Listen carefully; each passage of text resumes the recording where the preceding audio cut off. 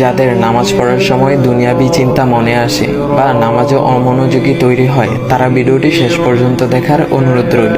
হযরত আলী রাদিয়াল্লাহু তাআলা আনহুর কাছে একজন ব্যক্তি এসেছে। তখন লোকটা বলল, হুজুর, আমার নামাজে মন বসে না। নামাজে দাঁড়ালে আমার দুনিয়াবি নানা চিন্তা আসে। হুজুর, আমার এই নামাজ কি আল্লাহ তাআলা কবুল করবেন? তখন হযরত আলী রাদিয়াল্লাহু তাআলা আনহা বলেছেন, না, তোমার নামাজ কবুল হবে না। তখন লোকটা মনে অনেক কষ্ট নিয়ে চলে যাচ্ছেন। এমন সময় রাসূল সাল্লাল্লাহু আলাইহি ওয়াসাল্লাম এসে হযরত আলী রাদিয়াল্লাহু তাআলা আনহুকে জিজ্ঞাসা করলেন, ইয়া আলী, আপনার কাছে লোকটা কেন এসেছিল?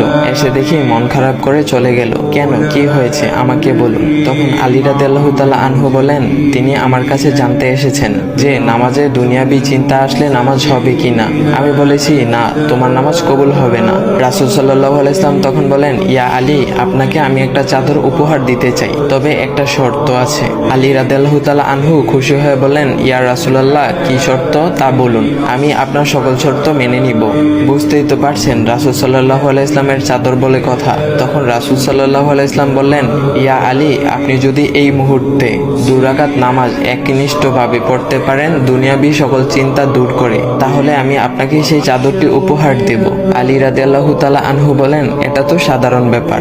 আলী রাদিয়াল্লাহু তাআলা আনহু তখন নামাজে দাঁড়িয়ে গেলেন আর তিনি নামাজ পড়তে শুরু করলেন। এমন সময় তার মনের মধ্যে শুধু ভাবনা চিন্তা আসতে শুরু করলো, আচ্ছা, আমাকে যে রাসূল সাল্লাল্লাহু আলাইহি ওয়াসাল্লাম যে চাদরটা দিবেন সেটা কি ফাতিমার চাদর নাকি রাসূল সাল্লাল্লাহু আলাইহি ওয়াসাল্লামের? আচ্ছা, চাদরখানা দেখতে কেমন হবে?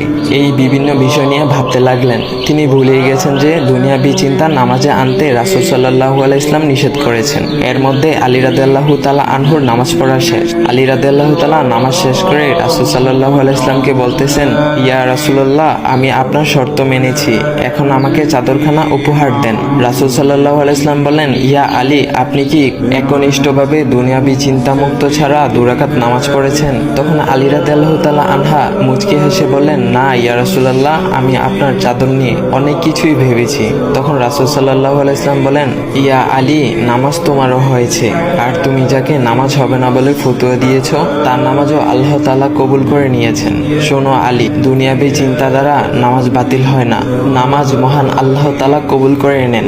সকল ফরজ নিয়ম কানুন মেনে নামাজ পড়লে নামাজ হবে ইনশাল্লাহ। তবে আমাদের সকলের উচিত নামাজ আদায় করার সময় একমাত্র আল্লাহকে স্মরণ করে নামাজ আদায় করা। নামাজে দাঁড়ালে দুনিয়াবি চিন্তা মাথায় আসে, এটা শয়তানের একটা ফাঁদ। আল্লাহ তাআলা আমাদের সকলকে শয়তানের কুমন্ত্রণা থেকে হেফাজত রাখুক এবং সঠিকভাবে মনোযোগের সাথে নামাজ আদায় করার মতো তৌফিক দান করুক। সবাই বলি আমিন। চাইলে ভিডিওটা আপনি অন্যদের কাছে শেয়ার করতে পারেন, এতে অন্যদের ভুল ভ্রান্তিগুলো দূর হবে।